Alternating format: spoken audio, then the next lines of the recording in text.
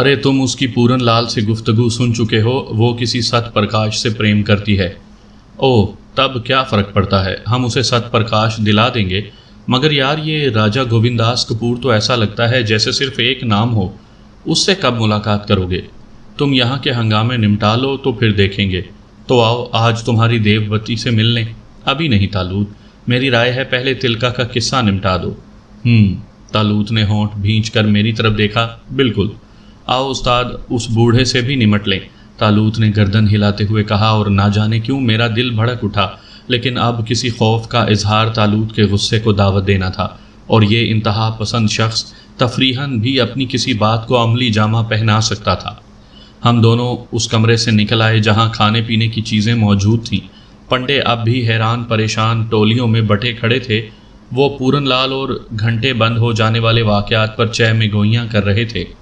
हम उनकी बातें सुनते हुए उस तरफ बढ़ रहे थे जहाँ पूरन लाल रहता था, और फिर हम उसके कमरे के सामने पहुँच गए। तालूत ने दरवाजे पर दस्तक दी। आ जाओ महाराज। अंदर से तिलका की आवाज़ सुनाई दी और हम अंदर पहुँच गए। पूरन लाल बदस्तूर एक कोने में बैठा था। उसके नीचे अंडे रखवा दिए गए थे क्योंकि उसने रो रो कर दीवारों से सर मारना शुरू कर दिया था। उसे अपने निकलने वाले चूज़ों का गम था। एक सिरे पर हरचरण लाल बैठा खूनी निगाहों से देख रहा था, लेकिन तिलका के मनहूस चेहरे पर वही तासुरात थे। पधारिए महाराज, पधारिए, उसने हम दोनों से कहा और हम बैठ गए। क्यों ना हमारे दरमियान साफ साफ बातचीत हो जाए महाराज, तिलका ने कहा। हम तैयार हैं। क्यों हरचरण लाल जी, तालूत ने हरचरण लाल से कहा। आपने जिस तरह यहाँ आकर लोगों को परेशान किया है, ये अच्छी बात नहीं है। आप मन की बात कहें, क्या चाहते हैं आखिर आप? हरचरण लाल ने गुस्सीले अंदाज में कहा। कोई पूछे भी तो मन की बात हरचरण लाल, तालूत ने मुस्कुराते हुए कहा। उसके बजाय आपने तो हमारे खिलाफ साजिशें शुरू कर दी, और इस बंदर को बुलाकर तो आपने हमें और गुस्सा दिला दिया है। हम इस बंदर के बगैर भी गुफ्तगू कर सकते हैं, तालूत ने तिलका की तरफ इशारा किया। और हरचरण लाल शदीद गुस्से के आलम में खड़ा हो गया। वो तिलका की तौहीन पर चिराग पा हो गया था, लेकिन मक्कार तिलका बदस्तूर मुस्कुरा रहा था। मक्कार साधु, मैं तुम्हारे टुकड़े कर दूंगा। तुम तिलका महाराज का अपमान नहीं कर सकते। महाराज आप मुझे आज्ञा दें, मैं अपने खंजर से इनके टुकड़े कर दूं, चाहे मेरी जान ही क्यों न चली जाए। हरचरण लाल अपनी पेटी से खंजर खींचते हुए बोला, लेकिन तिलका ने हाथ उठा लिया था। रहने दे हरचरना, मनुष्य के कहने से कुछ नहीं हो जाता। पधारिए महाराज, आप हरचरना से ही बात कर लें, मैं खामोश रहूँगा। वो अपनी मनहूस आवाज़ में बोला। हरगिज़ नहीं सूखे बंदर, तुम इसे हमारे टुकड़े करने की इजाज़त दे दो, तालूत ने जहरीले लहजे में कहा। और हरचरण लाल सचमुच खंजर सीधा करके तालूत की तरफ दौड़ पड़ा। तालूत ने उस वक्त कोई पुरस्रार चाल चलने के बजाय सीधा सीधा हरचरण लाल के खंजर पर हाथ डाल दिया, और फिर उसका ज़ोरदार थप्पड़ हरचरण लाल के गाल पर पड़ा। क्या ही ज़ोरदार आवाज़ थी, जैसे पटाखा छूटा हो। हरचरण लाल का सर चकरा कर रह गया था। फिर वो खंजर को उल्टा सीधा हवा में लहराता हुआ चीखा, मार डालूंगा। लेकिन उसी वक्त तिलका की आवाज़ सुनाई दी। हरचरण लाल, क्या तू खुद तिलका का अपमान नहीं कर रहा? क्या तू उसकी बात मान रहा है? और हरचरण लाल रुक गया। तिलका महाराज, नष्ट कर दो इन्हें, मार डालो इन पापियों को, भस्म कर दो। मैं इन्हें बर्दाश्त नहीं कर सकता। अब दरगाहपुर में ये रहेंगे या मैं? मुझे अपने अपमान की चिंता नहीं है। मैं धीरज रख हरचरना, तू मुझे महल में क्यों लाया है? मैं इन लोगों को ठीक कर दूंगा। तुमने हरचरण लाल का अपमान करके बहुत बुरा किया है बालको, अब तुम्हें इसकी सज़ा भुगतना पड़ेगी। बुढ़े बेवकूफ़, तेरी शामत आई है, हम तैयार हैं। जब चाहे सामने आ जा, जिस तरह चाहे आ जा, देखेंगे तू कितना बड़ा साधु है, तालूत ने कहा। ऐसे नहीं महाराज, तिलका ने मुस्कुराते हुए कहा। ये राजमहल है, लड़ना है तो किसी सुनसान जगह चलकर लड़ें। इस लड़ाई में मज़ा आ जाएगा। हमें कहीं जाने की ज़रूरत नहीं है, जो कुछ करना है यहीं कर ले। आओ तरबूज महाराज, तालूत ने कहा, और मैं भी उठ गया। हम दोनों दरवाजे की तरफ बढ़े। हरचरण लाल दीवानगी के आलम में होंठ चबा रहा था, लेकिन बेबस इंसान क्या कर सकता था। तिलका भी कुछ ना बोला और हम बाहर निकल आए। मैं खामोश था, लेकिन तालूत के होंठों पर वही लापरवाह मुस्कुराहट थी। हम वापस अपनी कोठड़ी में आ गए और फिर मैंने एक गहरी सांस ली।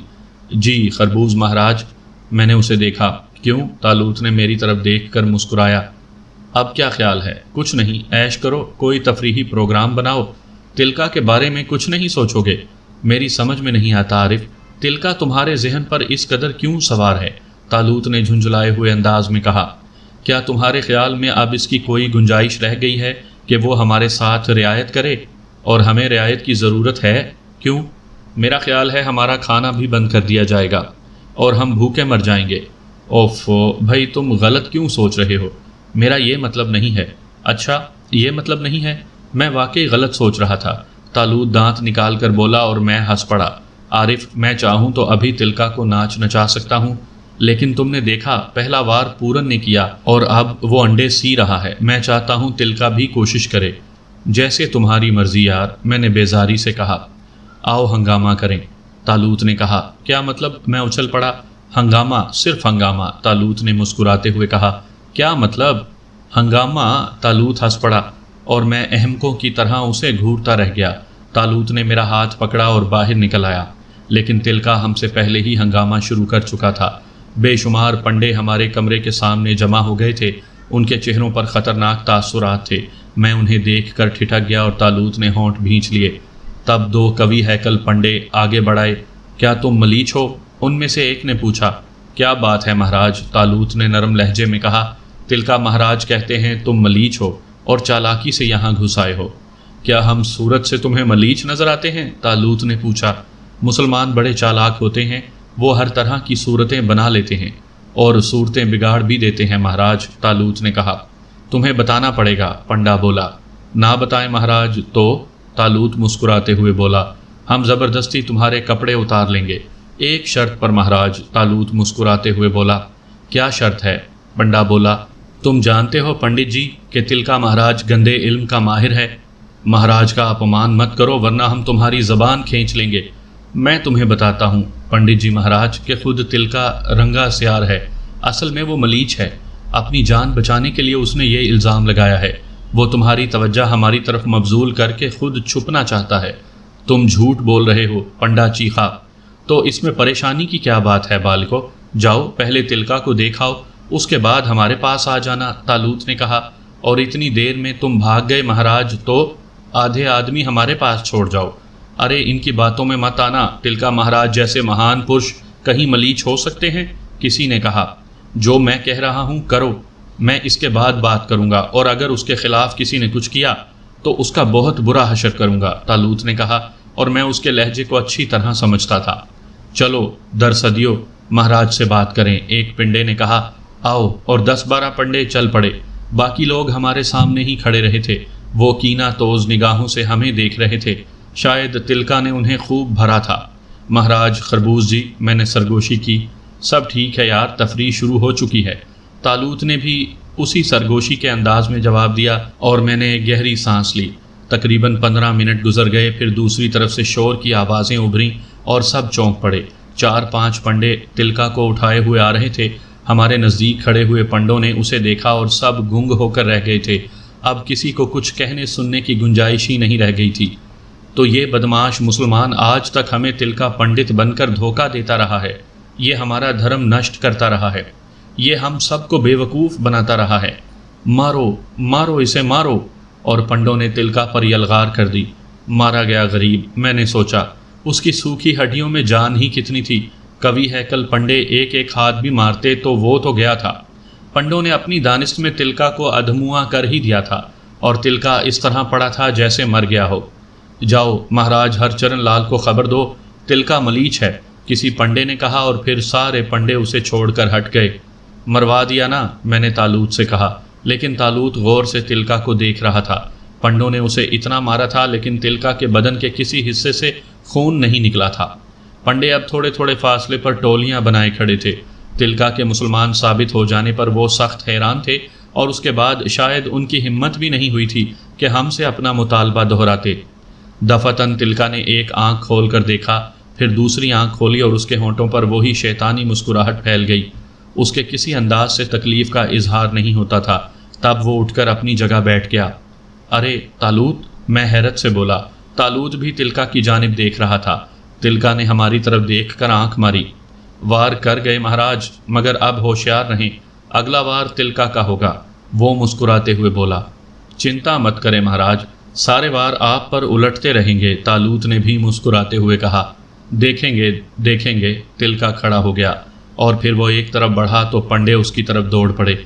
जा कहाँ रहा है बदमाश, महामंत्री जी ही तेरे बारे में फैसला करेंगे, तू यहाँ से बचकर नहीं जा सकेगा। पंडों ने उसे पकड़ लिया। तब तिलका ने संजीदगी से उनकी तरफ देखा। बस बस छोड़ दो, बहुत हो गई। दोनों ने तुम इतने सारों को बेवकूफ़ बना दिया है, तुम्हारी बुद्धि नष्ट हो गई है। अरे पागलो, ये जादूगर हैं, मलीच जादूगर। बहुत जल्दी तुम्हें पता चल जाएगा। जाने ना पाए, कितनी ही चालाकी करे। तालूत ने आवाज़ लगाई और पंडों ने तिलका को और मजबूती से पकड़ लिया। तब तिलका ने उन लोगों को घूरा और फिर उसने दोनों पांव उठाए। अब उसका बदन नीचे से पतला होता जा रहा था, पतला और पतला और पतला, यहाँ तक कि अचानक पंडों के मुंह से दहशतज़दा चीखें उभरी। तिलका के बाजू भी गायब हो गए थे और अब पंडों के हाथों में पीले रंग का एक बदहैयत सांप लटक रहा था। पंडों ने भयानक चीखों के साथ सांप छोड़ दिया और सांप इस तेज़ी से एक तरफ भागा कि सिर्फ उसकी दुम देखी जा सकी और फिर वो निगाहों से गायब हो गया। पंडे मुंह फाड़े खड़े थे, फिर वो हमारी तरफ मुड़े। क्षमा कर दें धर्मात्मा, क्षमा कर दें महाराज, तिलका मलीच है, हमें नहीं मालूम था। और फिर अचानक वो सब खामोश हो गए। हरचरण लाल आ रहा था। कहाँ हैं तिलका महाराज, उसने गुर्राते हुए पूछा। वो मलीच था महामंत्री जी, हमने खुद देखा, एक पंडे ने कहा। कौन, तिलका महाराज? हाँ। क्या बकता है पागल, गधे, कमीने। हरचरण लाल पंडे पर टूट पड़ा। उसने कई हाथ पंडे के रसीद कर दिए। बोलो, कहाँ हैं तिलका महाराज? भाग गए। कहाँ भाग गए? सांप बनकर भाग गए, पंडों ने बताया। ओ अकल के अंधो, इसके बाद भी तुम उन्हें मलीच कहते हो, तुम्हारा सत्यानाश। हरचरण लाल धाड़ा और फिर वो हम लोगों की तरफ देखता हुआ बोला, तुम लोग क्या चाहते हो, मुझे बताओ, भगवान के लिए मुझे बताओ, तुम क्या चाहते हो? कभी मन से तो पूछो महाराज, तुम तो हमेशा दुश्मनों की तरह पेश आते हो। अरे तिलका क्या और उसकी हैसियत क्या, हम तो ऐसे धर्मात्मा हैं कि तुम्हें राजाओं का राजा बना देंगे, पर कभी मन से बात तो करो।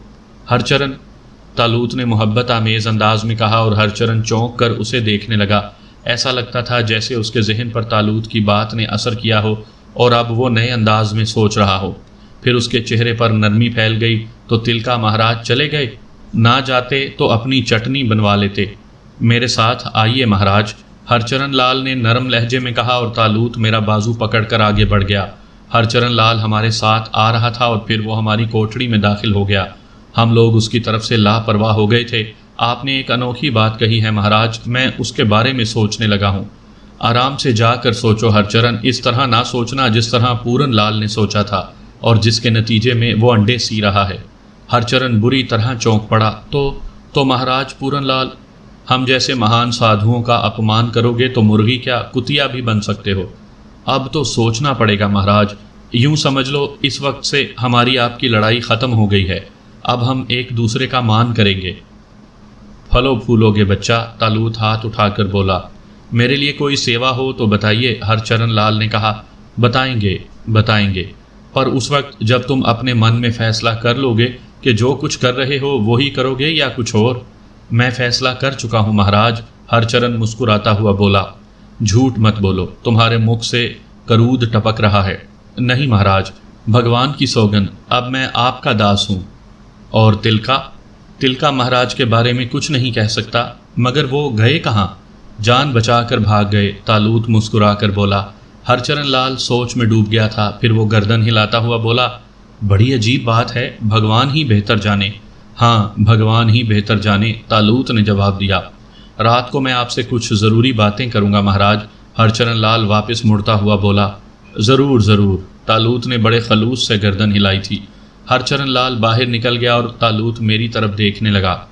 क्या कहते हैं तरबूज जी महाराज, खुदा ही बेहतर जाने। ठीक है हरचरण लाल जी, बल्कि महामंत्री जी अगर हमारे रास्ते में नहीं आए तो हम उनसे दुश्मनी नहीं करेंगे। तिलका महाराज का कोई निशान नहीं मिला था। पूरा राज मंदिर सरगोशियों का अखाड़ा बना हुआ था। पंडे अब हमारे लिए अपने दिलों में अकीदत पा रहे थे। इसका इजहार उनके रवैये से हुआ था। बहरहाल मुझे या तालूत को उनकी बातों की क्या परवाह हो सकती थी। हम तो बकौल शख्स से उन्हीं का खा रहे थे और उन्हीं के सीनों पर मूंग दल रहे थे। खासी रात गई और हरचरण लाल जी की आमद की इत्तला मिली। हमने मुस्कुराते हुए उनका स्वागत किया। हरचरण लाल के चेहरे पर गौर व फिक्र के आसार थे। कहिए महामंत्री जी, क्या हाल हैं? मैंने पूछा। कृपा है महाराज की, मगर मैं बहुत परेशान हूँ। क्यों? तिलका महाराज के पास गया था। जाना ही चाहिए था, तालूत आहिस्ता से बोला। मिले? मैंने पूछा। हाँ, अपनी गुफा में मौजूद थे। क्या कर रहे थे? तैयारियाँ। कैसी? आपसे मुकाबले की। खूब। तो फिर इसमें परेशानी की क्या बात है हरचरण जी? मैं बड़ी कठिना में पड़ गया हूँ महाराज। आप भी महान हैं और तिलका महाराज भी बहुत बड़े ज्ञानी हैं। समझ में नहीं आता किस पर भरोसा करूं। भरोसा किस सिलसिले में हरचरण लाल? आप नहीं समझते महाराज, हम सब समझते हैं। साधुओं से कौन सी बात छुपी है? जानना चाहते हो हरचरण? मैंने कहा। हाँ महाराज, बता ही दें। तो फिर सुनो। तुम्हारे रास्ते का बड़ा कांटा पूरन लाल था, जिसे तुम साफ नहीं कर सकते थे। तुम अच्छी तरह जानते हो कि पूरन लाल बहुत बड़ा साजिशी है। तुम्हारी सारी बातें उसके इल्म में थी। तुम उससे बनाए रखने के लिए मजबूर थे। तुम्हारे रास्ते का वो कांटा हमने ही साफ किया, और इसके बाद भी हम ही तुम्हारी सहायता करेंगे। अविश महाराज, अविश। तब तो मैंने बहुत बड़ी गलती की, हरचरण लाल बोला। गलती मनुष्य ही करते हैं हरचरण लाल, मगर अब तिलका महाराज का क्या करेंगे? फुलका बनाकर लुटा देंगे। चिंता मत करो, तालूत ने लापरवाही से कहा, और हरचरण लाल के चेहरे पर गहरे गौर व फिक्र के तासुरात नजर आते रहे। फिर उसने ठंडी सांस भरी और बोला, पूरन लाल अब ठीक तो नहीं होगा महाराज? तुम चाहोगे तो नहीं होगा। वो मेरे लिए बहुत बड़ा खतरा है, उसे ठीक नहीं होना चाहिए। हरचरण बोला। नहीं होगा हरचरण लाल, मगर इसके बदले तुम हमें क्या दोगे? मेरा काम हो गया तो मैं आपको वो दूंगा महाराज जो आप चाहेंगे। हरचरण लाल पुरस्कार अंदाज में मुस्कुराते हुए बोला। वचन देते हो? हाँ, वचन देता हूँ। एक बात सुन लो हरचरण, ये बात तुम्हारे इल्म में भी है कि पूरन लाल ने एक बार हमें वश देकर हलाक करने की कोशिश की, दूसरी बार उसने हमें बंद करके सांप से डसवाने की कोशिश की, लेकिन इसका नतीजा क्या हुआ तुम्हारे सामने है। तुम भी अच्छी तरह सुन लो। तिलका की कोशिशों को जारी रहने दो, वो हमारे दुश्मनों में से है, लेकिन अगर तुमने हमसे कोई चाल चलने की कोशिश की तो नाकाम तो रहोगे, मगर उसके बाद तुम हमारे मित्र न रहेंगे। मैं वचन दे चुका हूँ महाराज, आज से हमारी आपकी सिर्फ दोस्ती है, लड़ाई ख़त्म हो चुकी। क्या महल की बातें हमसे छुपाओगे? नहीं छुपाऊंगा महाराज। पूरा पूरा भरोसा करोगे? हाँ, इसी में कल्याण है। हाँ, तो पहली बात बताओ। पूछे महाराज। राजहंस कहाँ है? तालूत ने तीर फेंका और हरचरण लाल का चेहरा एकदम उतर गया। उसकी आंखों में अजीब सी कश्मकश नजर आने लगी। हम दोनों उसके चेहरे का बगौर जायजा ले रहे थे। फिर उसने खुश्क होंठों पर जबान फेरते हुए कहा, आप उसका क्या करेंगे महाराज? चटनी बनाकर रोटी के साथ खाएंगे? ये क्यों पूछते हो? आपके इस सवाल से मेरे मन में फिर शुबा जाग उठा है। हरचरण आहिस्ता से बोला। कैसा शुबा? मुझे क्षमा कर दे महाराज, यही कि आप मलीछों के जासूस हैं। यानी मुसलमानों के? तालूत ने पूछा। मेरे कान भी खड़े हो गए थे। हाँ, अगर हैं भी तो तुम हमारा क्या बिगाड़ लोगे हरचरण लाल? तालूत ने कहा। मैं अपने प्राण दे दूंगा महाराज, मगर आपको अपना राजदार नहीं बनाऊंगा, हरचरण लाल ने जहनी ही जान के दरमियान कहा। तब फिर भगवान की सौगंध खाकर कहते हैं कि हम मुसलमानों के जासूस नहीं हैं, और इसके बाद हम कुछ न कहेंगे। मैं मुसलमानों से सख्त नफरत करता हूँ महाराज, मुझे उनसे बहुत नफरत है। आप देख लें, एक दिन पूरे दरगाहपुर को उनसे साफ कर दूंगा। हमें उनसे कोई गर्ज नहीं है हरचरण लाल, मैंने कहा। तब फिर आपने राजहंस के बारे में क्यों पूछा? क्यों? इससे मुसलमानों का क्या ताल्लुक? तालूत ने बेसाख्ता पूछा, और हरचरण लाल गहरी निगाहों से हम दोनों को देखने लगा। फिर उसके होंठों पर मुस्कुराहट फैल गई। अगर आपको ये ताल्लुक नहीं मालूम महाराज, तो फिर मुझे इत्मीनान है, उसने सकून से मुस्कुराते हुए पूछा, और हम दोनों अहमकाना अंदाज में उसकी शक्ल देखते रहे। लेकिन यह अनोखा इंकशाफ हमारे लिए बेहद दिलचस्प था। बहरहाल हम दोनों भी संभल गए, और तालूत ने अपना सवाल फिर दोहराया। तुमने राजहंस के बारे में नहीं बताया, आप उसके बारे में क्यों पूछ रहे हैं? उसी के लिए तो हम राजमहल में आए हैं मूर्ख, तालूत ने कहा। राजहंस के लिए? हाँ। कहाँ? जब हम दुर्गापुर आए थे तो एक रात हमने बस्ती के सबसे पहले मंदिर में स्थान किया था। ये कुछ दिन पहले की बात है। वहीं हमने राजहंस को देखा, और हमारी सारी तपस्या नष्ट हो गई। हमारा ख्याल था कि वो इसी मंदिर में रहती होगी, लेकिन उस समय के बाद से वो हमें नज़र नहीं आई। ओ हाँ, एक रात वो राम नारायण मंदिर में थी, हरचरण लाल जल्दी से बोला। हम उसी रात की बात कर रहे हैं। अजीब बात है महाराज, हरचरण गर्दन हिलाकर बोला। क्यों, क्या बात है? उस लड़की को जो एक निगाह देखता है उस पर मर मिटता है।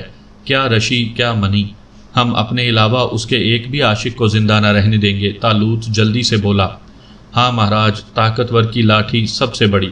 पूरन लाल भी उसे चाहता था, मैं भी उससे बहुत प्रेम करता हूँ। और तिलका महाराज तो कहते हैं कि वो उसके प्रेम में सूख गए हैं। और कितने प्रेमी हैं उसके? तालूत ने भारी लहजे में पूछा। महाराज, गोविंदास कपूर के कानों में उसकी आवाज़ नहीं पहुंची, वरना फिर किसी की हिम्मत कहाँ थी कि वो उससे प्रेम कर सके। हरचरण लाल ने बताया। क्या दरगाहपुर में इश्क करने के अलावा और कोई काम नहीं होता? काम करने वाले अलग होते हैं महाराज, प्रेमियों को प्रेम करने से ही कहाँ फुर्सत होती है। जैसे महाराज गोविंदास। महाराज? हाँ, हरचरण लाल हंस पड़ा। वो दरगाहपुर का सबसे बड़ा प्रेमी मालूम होता है। आपने ठीक कहा महाराज, हरचरण लाल बोला। तो फिर हमारे प्रेम का क्या होगा हरचरण लाल? हरचरण लाल के होते हुए किसी की मजाल है महाराज कि वो आपकी प्रेमिका को ले जाए? धन्यवाद हरचरण, धन्यवाद। मित्र हो तो तुम्हारे जैसा, तालूत ने झूमते हुए कहा। पर मेरी भी एक मनोकामना है महाराज। हाँ हाँ कहो, तालूत आंखें बंद करके बोला। आप भी मन से मेरे मीत बन जाएं, खुद को इस काबिल साबित करो हरचरण लाल। मैं कोशिश करूंगा महाराज, मगर मुझसे बड़ी भूल हो चुकी है। वो क्या? मैं आपके खिलाफ तिलका महाराज को खड़ा कर चुका हूँ। कितनी देर खड़ा रहेगा? उसकी टांगों में जान नहीं है, खुद गिर पड़ेगा। ये महाराज की भूल है। क्यों? तिलका जैसा ज्ञानी साधु दूसरा नहीं है महाराज। वो बड़ी ताकत रखता है। उसके सूखे शरीर में सैकड़ों शैतान छुपे हैं, इसीलिए वो यहाँ से भाग गया। वो बहुत चालाक है महाराज। अब मैं आपका मित्र हूँ, मेरी भगवान से प्रार्थना है कि वो आपको कामयाब करे, लेकिन तिलका महाराज से होशियार रहें। ठीक है चरणलाल, तुम राजहंस की बात करो। तिलका और उस जैसे दूसरे लोगों को हमारे ऊपर छोड़ दो। राजहंस आपके अलावा और किसकी हो सकती है महाराज, परंतु मेरे काम के बाद। तुम्हारा क्या काम है? तालूत ने पूछा।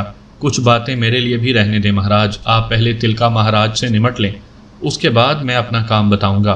और राजहंस का क्या होगा? मैं कह चुका हूँ महाराज। नहीं बालिक, तेरा मन साफ नहीं है। तू सोच रहा है कि अगर हम तेरा काम ना कर सके तो तू हमारी बात नहीं मानेगा। तू सोच रहा है कि पता नहीं हम तिलका को नीचा दिखा सके या नहीं। हाँ महाराज, तुम्हारा ख्याल ठीक है, मैं इनकार ना करूँगा, लेकिन मेरे लिए यह बहुत ज़रूरी है। तो इस समय तक हम राजहंस के लिए तड़पते रहेंगे? मजबूरी है महाराज। नहीं हरचरण लाल, हम किसी काम के लिए मजबूर नहीं हैं। हम जब चाहें उसे हासिल कर सकते हैं। तू या कोई और हमारा रास्ता नहीं रोक सकेगा। मैं जानता हूँ महाराज, परंतु मेरे पास कोई उपाय नहीं है। आगे आपकी मर्जी। आप मुझे मित्र कह चुके हैं, हरचरण लाल ने कहा। तरबूज जी महाराज, तालूत ने मुझे पुकारा। जी महाराज खरबूज। क्या ख्याल है? जो आपका ख्याल है महाराज। आशिक आप हैं, मैं नहीं। अगर मैं राजहंस का आशिक होता तो हरचरण लाल से कहता कि उसे एक बार मुझसे मिला दिया जाए, बस थोड़ी सी बातचीत कर लूँ, उसके बाद हरचरण का काम शुरू कर देता। तो हम भी यही कहे देते हैं, तालूत बोला। ये ठीक नहीं होगा महाराज, हरचरण लाल बोला। इसके अलावा और कुछ ठीक नहीं होगा हरचरण। मगर महाराज, तिलका के खतरे को आप क्यों भूल रहे हैं? जिस तरह वो सांप बनकर भाग सकता है, उसी तरह क्या वो राजहंस को नहीं ले जा सकता? किसकी मजाल है कि हमारे होते हुए हमारी प्रेमिका को ले जाए? मगर हरचरण लाल, तिलका अब भी तो यही काम कर सकता है। तुझे ज़्यादा बेहतर मालूम है कि वो कितना चालाक है। और हरचरण लाल गहरी सोच में डूब गया। उसके चेहरे पर फिक्रमंदी के आसार फैल गए थे। फिर वो आहिस्ता से बोला, हाँ महाराज, जब की बात और थी, अब की बात और है। तुम ठीक ही कहते हो। तिलका को जब ये मालूम होगा कि मैं तुम्हारे साथ हूँ तो वो सबसे पहले राजहंस को हथियाएगा। तब फिर जल्दी करो, पहले राजहंस को निकालो, उसके बाद दूसरा काम करेंगे। क्या तिलका को मालूम है कि वो राजहंस कहाँ है? नहीं, ये किसी को नहीं मालूम, मगर वो उसे ज़रूर तलाश करेगा। तो फिर चलो ना हरचरण जी। मगर उसे मैं कहाँ ले जाऊँगा महाराज? तिलका हर जगह पहुँच सकता है। हरचरण फिक्रमंदी से बोला। तुम उसे हमारे हवाले कर दो, उसके बाद तिलका उसका बाल भी बीका ना कर सकेगा। फिर मेरे पास क्या रह जाएगा महाराज? हरचरण लाल परेशानी से बोला। तब तेरी बुद्धि खराब हो गई है हरचरण। सुन, अगर तिलका उसके बारे में मालूम कर सकता है तो क्या हम नहीं कर सकते? हम तुझे बता सकते हैं कि वो कहाँ है, तालूत ने झुंझुलाए हुए अंदाज में कहा, और मैं चौंक कर उसे देखने लगा। तालूत ने पहले ये कोशिश नहीं की थी, फिर अब क्यों? महाराज, मेरे काम की बात भी तो करें। ठीक है, मैं राजहंस को आपके हवाले कर दूंगा, लेकिन फिर मेरे काम का क्या होगा? हरचरण लाल, अगर ये बात है तो आज ही अपना काम बता दे, हमने कब मना किया है? तालूत ने नरम आवाज़ में कहा और हरचरण गर्दन झुकाकर किसी सोच में डूब गया। चालाक महामंत्री शायद कुछ और अहम फैसले कर रहा था। फिर उसने गहरी सांस लेकर कहा, ठीक है महाराज, अभी मैं आपको अपने काम के बारे में तो नहीं बताऊंगा, लेकिन मेरे ख्याल में राजहंस की रक्षा आपसे अच्छी कोई नहीं कर सकेगा। मैं राजहंस को आपके हवाले कर दूंगा, लेकिन इसके साथ ही आपको एक वचन भी देना पड़ेगा। कैसा वचन? आप मेरा काम ज़रूर करेंगे और अगर तिलका महाराज आप पर छा गए तो इसमें मेरा कोई दोष नहीं समझेंगे। हमें मंजूर है हरचरण लाल। तब आइए महाराज, मैं आज ज़रूरी फैसले कर ही डालूं। ख़तरा मोल लिए बिना कौन सा काम चलता है? हरचरण लाल ने कहा और हम दोनों तैयार हो गए। राजहंस को लेकर राज मंदिर में ही आ जाएंगे महाराज, या आप खुद उसके साथ वहीं रहेंगे? मेरे ख्याल में अभी उसको सामने लाना ठीक नहीं होगा। जैसा तुम ठीक समझो। हरचरण लाल, तालूत ने जवाब दिया, आपको राजमहल से क्या लेना? जिस जगह राजहंस मौजूद है, रिहाइश के लिहाज से वो बुरी नहीं। आप वहाँ आराम से रह सकते हैं, किसी चीज़ की तकलीफ़ आपको नहीं होगी। ठीक है, वहीं रहेंगे, तालूत ने जवाब दिया। मैं हस्बे मामूल खामोश था और तालूत के आइंदा प्रोग्राम के बारे में गौर कर रहा था। बहरहाल हरचरण लाल हमें अपने ख़ास महल में ले गया और फिर वो महल के पाएँ बाग में एक दरख्त के नज़दीक पहुँच गया, जहाँ से उन तहखानों में जाने का रास्ता था जो महल के नीचे थी और जहाँ राजहंस कैद थी। दरख्त के खोखले तने से नीचे जाने वाली सीढ़ियों से गुजरते हुए हम तहखानों में पहुँच गए। अंदर जगह जगह खूबसूरत शमादान रखे हुए थे, जिनमें लगी हुई शमों की रोशनी में तहखानों का माहौल बेहद पुरस्रार लग रहा था। हम बड़ी दिलचस्पी से इस ज़ेरे ज़मीन दुनिया को देख रहे थे।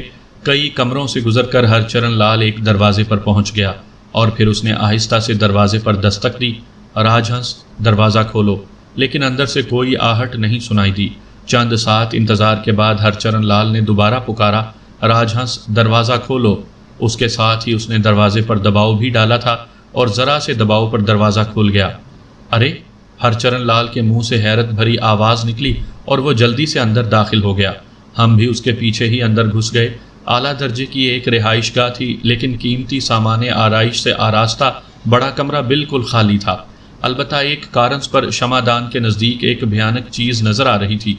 ये एक मुर्दा उल्लू था जो शमादान के नज़दीक एक डेकोरेशन पीस में फंसा हुआ था। तिलका! हरचरण लाल के मुंह से लरजती हुई आवाज़ उभरी। तालूत और मैं गहरी निगाहों से माहौल का जायज़ा ले रहे थे। हमने हरचरण लाल के चेहरे की तरफ भी देखा था। उस वक्त शायद हरचरण लाल एक्टिंग नहीं कर रहा था। क्या हुआ हरचरण लाल? तालूत ने पुरसकून आवाज़ में पूछा। तिलका यहाँ पहुँच गया महाराज। बात बिगड़ गई, भगवान की सौगंध, बात बिगड़ गई। तुम्हारी तरफ से राजहंस को हमें अपने पास रखने की इजाज़त है? तालूत ने पूछा। मैं कह चुका था महाराज, मगर अब बात बहुत बिगड़ गई है। तुम चिंता मत करो हरचरण लाल, बिगड़ी हुई बात को अब हम खुद ही ठीक कर लेंगे। ये हमारा काम है। मगर मेरा काम? हरचरण लाल ने ठंडी सांस ली और फिर बोला, ठीक है महाराज, दास हर सेवा के लिए हाजिर है। दास की जब भी ज़रूरत हो उसे आवाज़ दे लें। तुम्हारे ख्याल में हरचरण लाल तिलका राजहंस को कहाँ लेकर गया होगा? तालूत ने पूछा और अचानक ही हम सब चौंक पड़े। कारंस पर लटका हुआ मुर्दा उल्लू फड़फड़ाया था और फिर वो सीधा होकर बैठ गया। उसकी खौफनाक आंखें हमारा जायज़ा ले रही थीं। फिर उसकी चोंच खुली और उसके मुंह से तिलका की बारीक और मकरू आवाज़ सुनाई दी। राजहंस तालाब में पहुंच गया। बालको, अब वो तुम्हारे हाथ नहीं आएगा। चिंता मत कर, कव्वे मांस खा गए और अब हड्डियां चुनो और चिता में झोंक दो। हरचरण लाल की आंखें दहशत से फैल गई थीं। खुद मेरे बदन के रोंगटे भी खड़े हो गए थे। इस जदीद दौर में इस किस्म के जादू कैसे अनोखे थे। लेकिन मुझे इतनी शदीद हैरत नहीं होनी चाहिए थी, क्योंकि मेरे मॉडर्न जिन के कारनामे क्या कम थे। तब मैंने तालूत के चेहरे की तरफ देखा। तालूत कोई हरकत करने के लिए तैयार था। तब उसने हाथ उठाया और उल्लू के पर फड़फड़ाने लगे। ऐसा लग रहा था जैसे तेज़ हवाएं उसे तालूत की तरफ धकेल रही हों। और फिर वो किसी कागज़ की तरह उड़ता हुआ तालूत के हाथ में पहुंच गया और तालूत ने उसे मुट्ठी में जकड़ लिया। हरिओम हरि कृष्ण, हरिओम हरि कृष्ण। हरचरण लाल की हालत ख़राब थी। ये सारे अजीबो गरीब वाक़यात किसी का भी दिमाग ख़राब करने के लिए काफ़ी थे। मैंने तालूत की कामयाबी देख ली थी, लेकिन दूसरे लम्हे मैंने तालूत को चौंकते हुए देखा। वो उल्लू को चेहरे के करीब ला कर देख रहा था, लेकिन उल्लू की गर्दन फिर लटक गई थी, गोया वो दोबारा मर गया था। मर गया, मर गया, हरचरण लाल के मुंह से निकला, लेकिन तालूत ने कोई जवाब न दिया। वो उल्लू को बगौर देख रहा था, फिर उसने गर्दन हिलाते हुए उसे फेंक दिया। महाराज, महाराज, क्या ये मर गया? हाँ, ये फिर मर गया, तालूत ने आहिस्ता से कहा। आपने तिलका को मार डाला? हरचरण लाल मुसर्रत से चीखा। नहीं, मगर ये तो तिलका था। नहीं हरचरण लाल, ये सिर्फ एक परिंदा था। तिलका चंद साथ के लिए इसके मुंह से बोला था। मगर तुम फिक्र मत करो, वो बहुत जल्द मर जाएगा। ओह, अब तो वो मेरा दुश्मन भी बन गया होगा। तो तुम खौफ से मर जाओ, तालूत ने गुस्सीले अंदाज में कहा।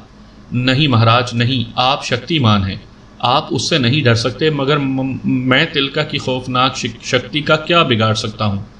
तो फिर सुनो हरचरण लाल, तुमने तिलका के कहने में आकर हमारे साथ कोई चाल नहीं चली, तो इत्मीनान रखो, तिलका तुम्हारा कुछ नहीं बिगाड़ सकता, समझे? अब हमें आज्ञा दो। कहाँ महाराज? हरचरण लाल चौंक पड़ा।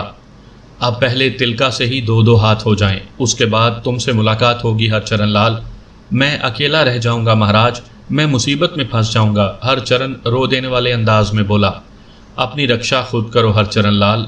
आओ, तालूत ने मुझसे कहा और यूं उसके साथ तहखानों से बाहर जाने वाले रास्ते की तरफ चल पड़ा।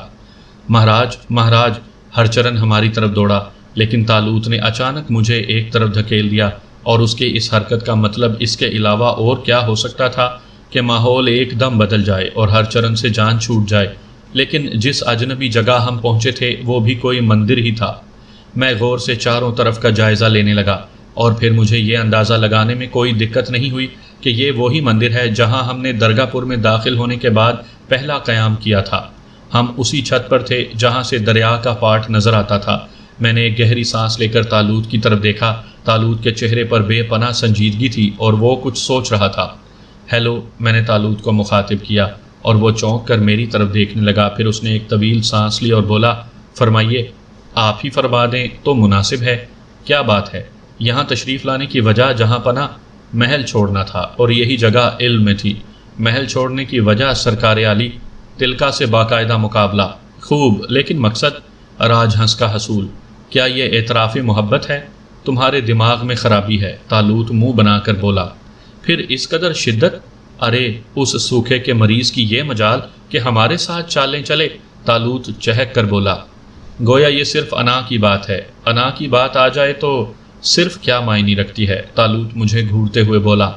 ठीक है, लेकिन उस लड़की के सिलसिले में हजूर पर कुछ इखलाकी पाबंदियाँ आयद थीं, मुझे रोकना चाहते हो? हरगिज़ नहीं, सिर्फ एक सवाल है, जवाब मिल जाए तो ठीक है, और अगर ये सवाल जवाब के काबिल ना हो तो भी कोई बात नहीं है। यार आरिफ, बोर मत करो, तालूत एक दीवार से टिकते हुए बोला।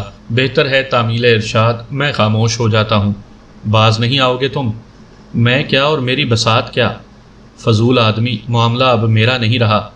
छोटा दिमाग है हजूर, तशरीह कर दें। इस वक्त आरिफ, जब हम उसके बारे में सोच रहे थे, उसके हसूल का महरिक सिर्फ हमारी तलब थी। अब सूरत हाल दूसरी है। अब भी नहीं समझा? मैंने कहा। सब कुछ समझ रहे हो, कमीनापन कर रहे हो, तालूत ने भुनाए हुए लहजे में कहा। अरे नहीं हजूर, ये ताब, ये मजाल कहाँ से ला सकता हूँ? क्यों परेशान कर रहा है यार? तालूत ज़िच होकर बोला।